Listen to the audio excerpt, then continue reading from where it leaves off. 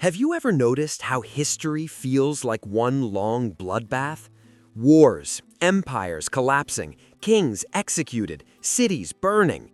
But here's the uncomfortable question no one asks. If humans were always that violent, how did civilization survive long enough for you to be watching this video? Because here's the truth most textbooks don't emphasize. History wasn't violent all the time. We just remember it wrong. And that misunderstanding says more about our minds than about the past itself. Tonight, we're going to decode a hidden pattern in human memory, psychology, and history. One that explains why violence feels constant even when it wasn't, why peace feels boring even when it shaped the world, and why your brain is quietly lying to you about the past. Let's begin. 1. The brain is not a historian. It's a survival machine. Here's something most people don't realize. Your brain was never designed to record history accurately. It was designed to keep you alive. And for survival, calm moments don't matter. Threats do. This is called the negativity bias, a psychological principle studied by researchers like Paul Rosen and Daniel Kahneman. Negative events burn themselves deeper into memory than positive or neutral ones. Your ancestors didn't survive by remembering peaceful harvest seasons.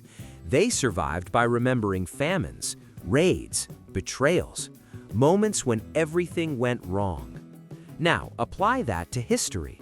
1,000 years of stable farming in medieval Europe doesn't stick in the mind, but the Black Death does. The 100 Years' War does. Public executions do. The Roman Empire didn't last because of constant war. It lasted because of roads, laws, sanitation, trade, and long stretches of relative peace known as the Pax Romana, nearly 200 years where violence dramatically declined across vast regions. But when we remember Rome, we remember gladiators, assassinations, the fall. Because your brain filters history the same way it filters your life, by danger, not duration. That's why a single traumatic memory can outweigh years of stability, and why violence feels constant, even when it wasn't. 2. History is written by drama, not normal life. Let's be honest, nobody writes books titled "Another Quiet Century Where People Farmed, Loved, Argued, and Went to Bed." History favors extremes. Ancient historians like Herodotus didn't document peaceful mornings. They documented wars, because wars created heroes, villains, and meaning. Even philosophers understood this. Marcus Aurelius ruled Rome during wars, plagues, and political tension, but his meditations weren't about constant violence. They were about inner calm, self-control, accepting uncertainty. Because most of life, even in brutal eras, was still routine. People woke up, worked, gossiped, raised children, fell in love, complained about taxes. In medieval Japan, the samurai era is remembered for bloodshed, but historical records show many samurai spent years as bureaucrats, poets, and teachers, practicing calligraphy more than combat. Even during the so-called Dark Ages, violence rates in many rural areas were lower than in some modern cities today. But history compresses time. 10 years of peace becomes one sentence, one massacre becomes a chapter, and your mind fills in the blanks with fear. 3.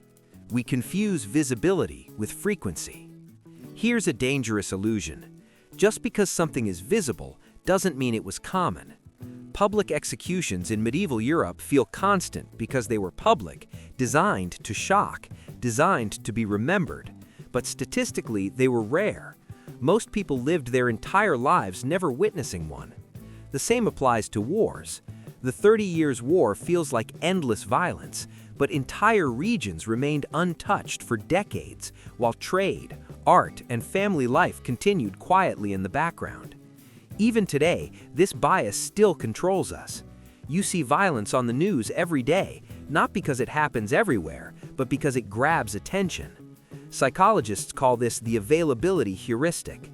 We judge how common something is based on how easily examples come to mind. Your brain doesn't ask, how often did violence happen?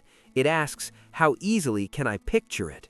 And history supplies vivid images: burning cities, marching armies, screaming crowds. Peace leaves no spectacle. 4. Humans are more cooperative than history admits. This part is uncomfortable for cynics. Humans are not naturally as violent as we're told. Anthropologist Margaret Mead once argued that cooperation, not aggression, is humanity's defining trait. Even Thomas Hobbes, famous for calling life nasty, brutish, and short, lived in a time of civil war, which shaped his pessimism. But long-term data tells a different story. Psychologist Steven Pinker showed that, proportionately, violence has declined over centuries despite population growth. Early tribal societies survived through sharing. Hunter-gatherers who were too violent were often expelled, a death sentence. Even in brutal empires, most people relied on trust. Markets don't function in chaos. Families don't grow in constant fear. Culture doesn't develop under non-stop violence. The Renaissance didn't emerge from blood alone. It emerged from trade routes, patronage, literacy, and collaboration across borders. And here's the part that hits close to home. Your own life works the same way. You remember heartbreak more than stability, arguments more than quiet love, failures more than years of effort. Not because life is mostly pain, but because pain screams louder. 5. We project modern anxiety onto the past. There's one final reason history feels so violent. We project ourselves into it. Modern humans live with constant information overload, news cycles, social comparison, digital fear. Our nervous systems are overstimulated. So when we look back at history, we imagine people living in non-stop chaos, because chaos feels normal to us. But many ancient people experienced something we've lost: rhythm. Day followed night. Seasons mattered. Community was physical, not virtual. Yes, violence existed. Yes, life was harder in many ways. But emotionally, many people lived simpler mental lives than we do now. Philosophers like Epictetus didn't fear constant danger. They feared losing inner control. Stoicism wasn't born from endless war.